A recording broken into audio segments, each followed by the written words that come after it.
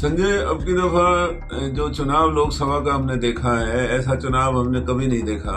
अब की दफा हमने देखा कि आम आदमी चुनाव लड़ रहा है और ऐसा दिखाई देता है कि पूरे देश के अंदर तो ये बगावत न केवल अधिकारियों की है बल्कि देश की 36 बिरादरी के लोगों की यही बगावत है जो ये अधिकारियों के ऊपर इल्जाम लगा रहे हैं। ये इनकी सरकार का बहुत बड़ा फेल्योर है और लोगों की नाराजगी, अधिकारियों की नाराजगी स्वाभाविक है, क्योंकि पिछले 10 साल में भाजपा की सरकार ने न केंद्र में लोगों का भला किया, न हरियाणा के अंदर भला किया। मनोहर लाल खट्टर जी को ऐसा बयान नहीं देना चाहिए जिसके वो खुद कसूरवार है, और इसीलिए कांग्रेस को सभी हरियाणा की 36 बिरादरियों ने बहुत बड़ा बहुमत देने का फैसला किया है, जिसका नतीजा आप आने वाली 4 तारीख को देखेंगे। क्योंकि बहुत ही अफसोस की बात है कि जहां हरियाणा प्रदेश के अंदर खुद पानी की इतनी बड़ी कमी है, दक्षिणी हरियाणा का अगर हम जिक्र करें तो खास करके दक्षिणी हरियाणा में किसानों को इस वक्त पानी की बहुत ज़्यादा ज़रूरत है।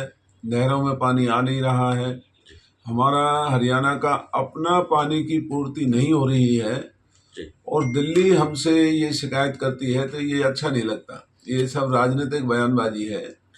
केजरीवाल की सर पंजाब में भी सरकार है, तो क्या लगता है कि पंजाब को पानी दे देना चाहिए? SYL का जैसे मुद्दा है वो भी कहीं ना कहीं सवालिया निशान खड़ा होता है। SYL का जो मुद्दा है वो न केवल हरियाणा के लिए बल्कि पंजाब के लिए भी बहुत महत्वपूर्ण है, लेकिन राजनीतिक जो आपसी मतभेद हैं उसके चलते SYL के मुद्दे पर गंभीरता जो नहीं आ सकी है, ये बहुत ही दुर्भाग्यपूर्ण है।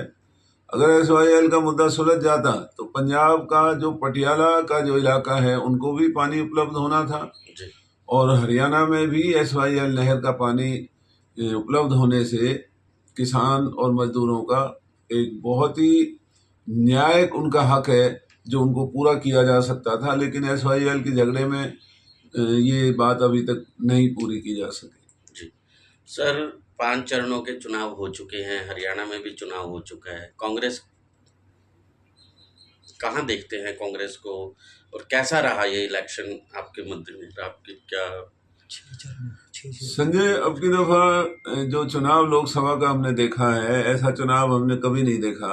जी अब की दफा हमने देखा कि आम आदमी चुनाव लड़ रहा है।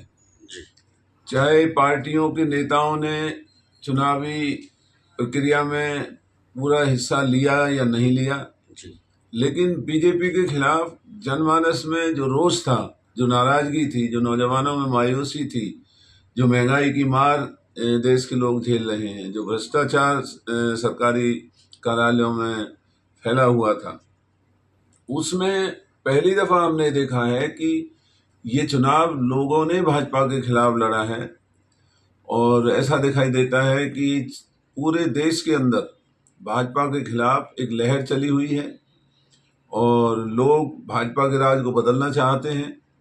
और हमें उम्मीद है कि हरियाणा में कांग्रेस को उम्मीद से भी ज़्यादा लोकसभा की सीटों में हमारी विजय होगी और आने वाले दिनों में विधानसभा के अंदर जो चुनाव हरियाणा का होने जा रहा है वहाँ पर भी एक कांग्रेस की सरकार बनती हुई नजर आ रही है।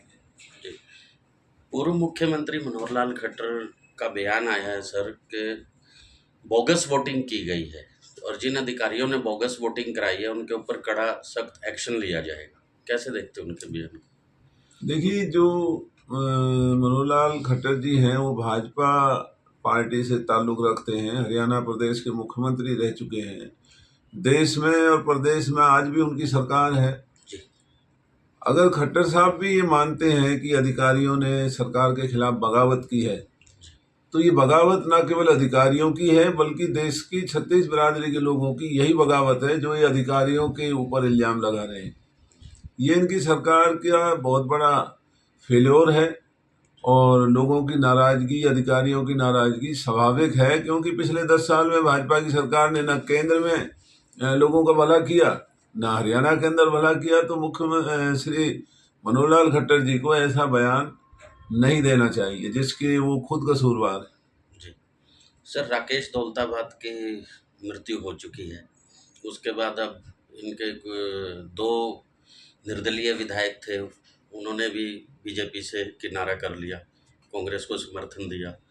तो आप क्या मानते हैं कि सरकार अल्पमत में है सर? निश्चित तौर पर आज भाजपा की सरकार अल्पमत में है, और अगर भाजपा के अंदर जरा भी कोई गैरत है तो उन्हें सरकार को इस्तीफा देना चाहिए, और इस्तीफा दे करके नए सिरे से हरियाणा में विधानसभा के चुनावों का ऐलान होना चाहिए। जिस तरह की खरीद फरोख्त विधायकों की चल रही है, जिस तरह से विधायकों को डराया धमकाया जा रहा है, अधिकारियों को डराया धमकाया जा रहा है, इसका साफ मतलब ये है कि लोग इस सरकार में विश्वास खो चुके हैं, और लोकसभा की तर्ज पर विधानसभा में भी भाजपा की सरकार को हरियाणा से चलता करना चाहते हैं। एक लास्ट सवाल है sir, BJP Indian National Lokdal और जेजेपी को कहाँ देखते हैं सर इस पूरे चुनाव प्रक्रिया में?